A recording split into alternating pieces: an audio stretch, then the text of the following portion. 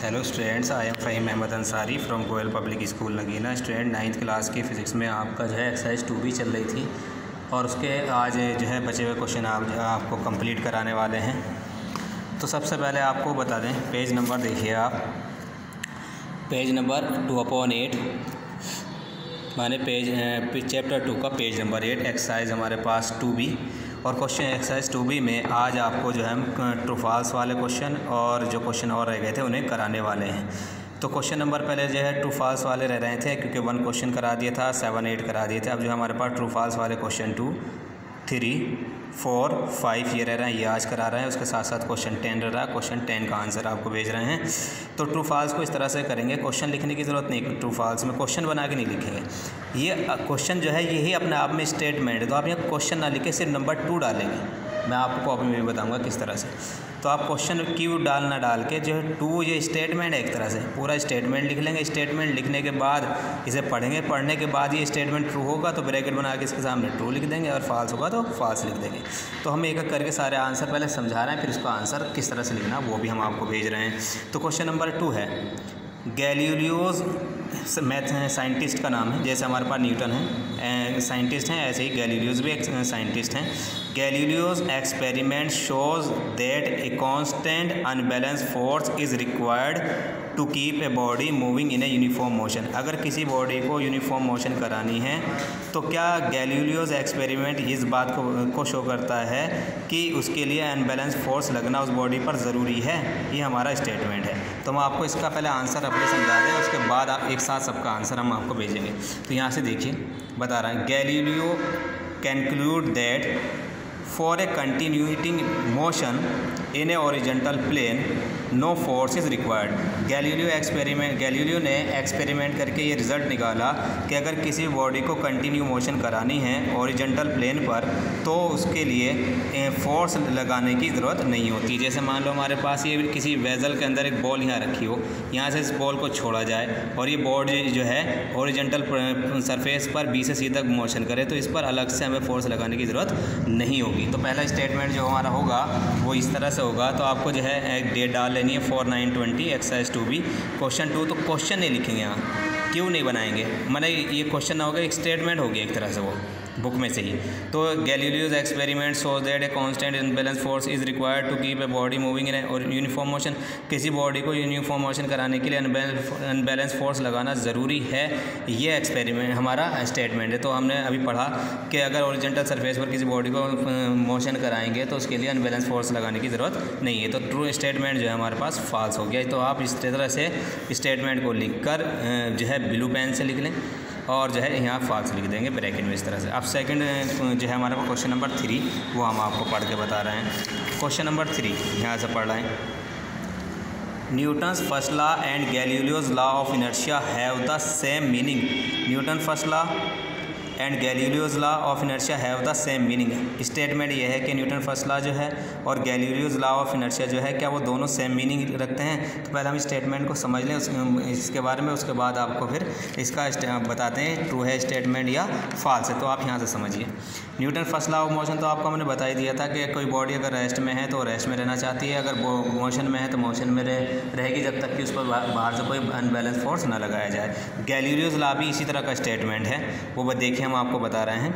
Newton first law of motion is also called Galileo's law of inertia. Newton first law of motion जो है is also called Galileo's law of inertia. इसका मतलब ये है कि Newton first law और Galileo's law of inertia दोनों एक ही मीनिंग सेम मीनिंग रखते हैं। लेकिन हम आपको Newton first law of motion तो एक्सप्लेन कर दिया था, जब कोई बॉडी रेस्ट में तो रेस्ट में रहेगी और मोशन कर रही है तो उसी स्पीड से उसी डायरेक्शन में मोशन करती रहेगी जब तक उस पर कोई बाहर से फोर्स ना लगाया जाए। तो गैलीलियोज लॉ ऑफ मोशन क्या है? Galileo's law of inertia according to the law of inertia क्या है, कोई बॉडी अगर रेस्ट स्टेट में है या मोशन स्टेट में है तो वो अपनी स्टेट में होने वाले चेंज का अपोजिट करती है।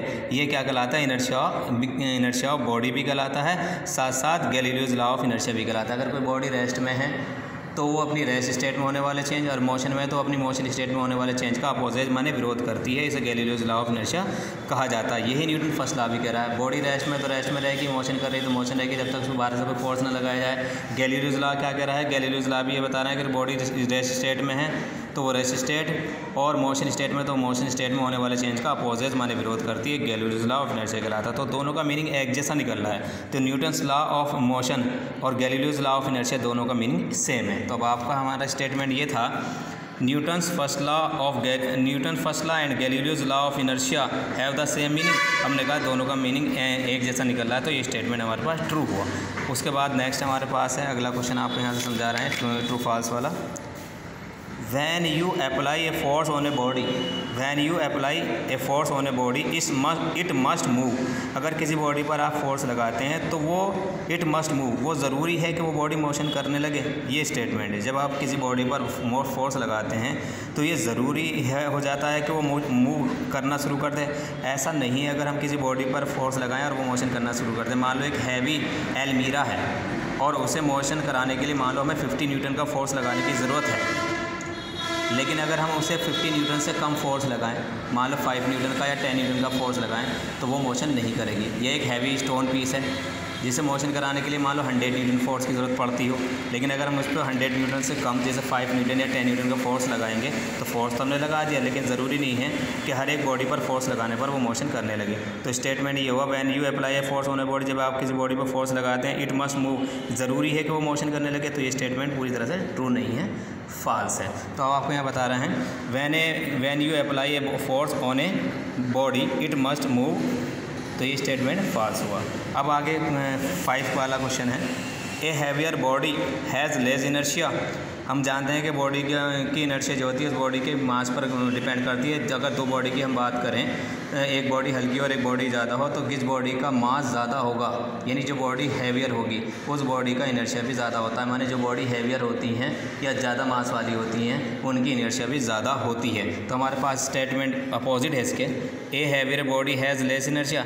जो बॉडी हैवी होती हैं उनकी इनर्शिया कम नहीं बल्कि ज़्यादा होती है, ये अपोजिट स्टेटमेंट लिखा है। तो इसका मतलब ये स्टेटमेंट हमारे पास फॉल्स है।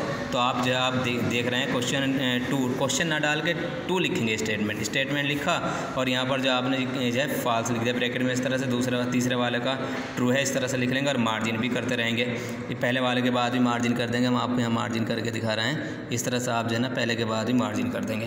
पहले का आंसर हो गया, मार्जिन कर देंगे, दूसरे का, तीसरे का, फोर्थ का, उसके बाद 5th का आंसर करके मार्जिन कर देंगे। क्वेश्चन नंबर 6 है हमारे पास। क्वेश्चन नंबर 10, तो हम आपको 10 का मीनिंग भी बता दें, उसका आंसर भी बता दें। ध्यान दीजिए, क्वेश्चन को फिगर से रफली पहले ऐसे ही बता दें, फिर क्वेश्चन को मीनिंग आपको समझाएंगे। मान के चलिए ये जो दिखाया गया है, ये जो सर्कुलर से दिखाई ये लाइन है, ये बाहर वाली लाइन, ये एक कोई रिंग, एक हाफ रिंग है, मेटल की बनी हुई हाफ रिंग है, और कोई छोटी बॉल या कांच का एक मार्बल, कांच की गोली या मार्बल है, उस मार्बल को वो ए पॉइंट पर रखा हुआ है, माने रिंग के एक एंड पर रखा, और ये रिंग जो है ओरिजेंटल टेबल पर रखी हुई है। हाफ रिंग है मेटल की बनी हुई और ओरिजेंटल टेबल पर रखी हुई है। इसके अंदर कोई मार्बल, छोटी सी कांच की गोली ए पॉइंट पर ली और वी वेलोसिटी से इसे मोशन कराई।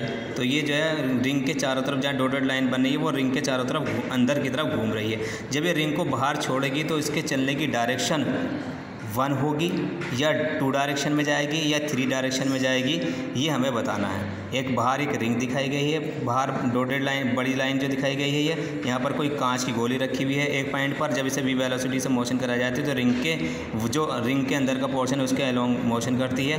फिर उसके बाद जो है ये बताइए, जब ये रिंग को छोड़ेगी बॉल यहाँ पर, तो ये 1 डायरेक्शन में जाएगी या 2 वाली डायरेक्शन में जाएगी या 3 वाली डायरेक्शन में जाएगी, ये हमसे क्वेश्चन में मालूम किया गया। अब हम क्वेश्चन पढ़ के बता रहे हैं। ए बॉल भी कह सकते हैं, छोटी बॉल, या कांच की बनी एक गोली कह सकते हैं जिसे मार्बल कहते हैं। A ball is given some velocity at a, एक बॉल को ए पॉइंट पर कोई वेलोसिटी दी गई है। Move along a semi circular ring, ये एक सेमी सर्कुलर रिंग के अंदर घूमती है। Fix on smooth horizontal table, जो कि ये रिंग जो है ओरिजेंटल टेबल पर रखी हो। द डॉटेड लाइन, इसके अंदर जो डॉटेड लाइन दिखाई गई हैं, ये वाली डॉटेड लाइन जो दिखाई गई हैं, shows the path of the marble जहाँ चल रहा है रिंग के अंदर उसके चलने की डायरेक्शन को शो करता है। इन विच डायरेक्शन, कौन सी डायरेक्शन में, 1, 2 और 3, 1 वाली में, 2 वाली या 3 वाली में, marble will leave the ring, जब रिंग के बाहर मार्बल निकलेगा, कांच की गोली निकलेगी, तो वो 1 डायरेक्शन में जाएगी या 2 में या 3 में, हमें बताना है। आर्य भाषा में तो ध्यान दीजिए, यहाँ से आंसर कर रहे हैं क्वेश्चन, आप यहाँ से बुक से देख के लिख लेना, या तो यहाँ पर यहाँ पर आपको दिख रहा है ये फिगर, आप यहाँ से देख लें या बुक से देख के बना लें, आपकी इच्छा है। आंसर में बता रहे हैं, जब ये हमारे पास मार्बल को वेलोसिटी दी जाएगी, रिंग की जो वॉल है उसके थ्रू ये चलती रहेगी, और ये इसके चलने की डायरेक्शन जो होगी, ये डायरेक्शन दिखाएगी 1 डायरेक्शन में, यानी ये अपनी डायरेक्शन को चेंज, इसकी जो ओरिजिनल डायरेक्शन ये होगी जिसमें ये चलेगी, और ये इधर की तरफ होगी, सामने की तरफ, तो ये 1 डायरेक्शन में जाएगी, ना कि 2 और 3 डायरेक्शन में अपनी डायरेक्शन को चेंज ना करके सीधी 1 डायरेक्शन के अलोंग जाएगी। क्योंकि जब कोई बॉडी मोशन करती है तो वो इनर्शिया ऑफ डायरेक्शन की वजह से वो अपनी ओरिजिनल डायरेक्शन में चलना पसंद करती है, उसकी ये टेंडेंसी होती है। The marble will leave the ring in the direction 1 में जाएगी, because the inertia of direction, क्योंकि बॉडी मोशन करती है तो वो अपनी डायरेक्शन में होने वाले चेंज का अपोजिट या विरोध करती है, इसलिए अपनी डायरेक्शन को चेंज नहीं करेगी और 2 और 3 डायरेक्शन में जाके 1 डायरेक्शन में जाएगी। तो आपको आंसर सबके दिख गए होंगे। क्वेश्चन 1 2 3 4 5 जो है ट्रू फॉल्स वाला, वो यहाँ से देख के लिख लेंगे आप, यहाँ से आपको और क्लियर दिख जाएगा, ठीक है। और जो है क्वेश्चन नंबर 10 का आंसर आपको यहाँ से दिख रहा होगा, यहाँ से आप देख लेंगे, फिगर चाहे तो बुक से बना लें और चाहे कॉपी में से देख के बना लें, और यहाँ से आपका कंप्लीट हो गया है। तो इसमें एक्सरसाइज में आपको बता दें 13 क्वेश्चन थे बेटा, 12 क्वेश्चन का आंसर आपको हम भेज चुके हैं। एक क्वेश्चन और रह रहा है, उसको जो है हम थोड़ा सा शॉर्ट करके नेक्स्ट वीडियो में भेजेंगे या अगली एक्सरसाइज के साथ उसे एक्सप्लेन करेंगे। आपको जो है अब नया चैप्टर जो है इसके बाद के टॉपिक स्टार्ट करा दिए जाएंगे। Thank you.